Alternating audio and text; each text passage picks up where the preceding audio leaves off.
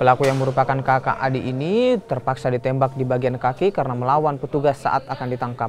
Keduanya dikenal sadis saat beraksi dan tidak segan-segan melukai korbannya. Para pelaku sebelumnya membobol rumah milik seorang dosen di Kecamatan Panakukang dan berhasil membawa kabur handphone, laptop, dan juga emas.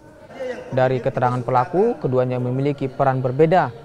Satu bertugas merusak pintu dan mengancam korban, dan satu lainnya menggasak barang berharga milik korbannya. Pelaku diketahui baru keluar dari tahanan dengan kasus yang sama. Atas perbuatannya, keduanya diancam hukuman 12 tahun penjara.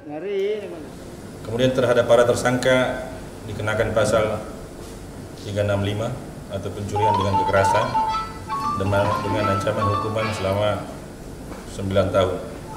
Demikian. Oke, ada pertanyaan lagi? Tapi di Lombok ini ada perlawanan sama penangkapan ini. Ya, jadi pada saat yang bersangkutan ditangkap, kemudian dilakukan pengembangan, yang bersangkutan berusaha melarikan diri sehingga rekan-rekan di lapangan melakukan tindakan tegas dan terukur.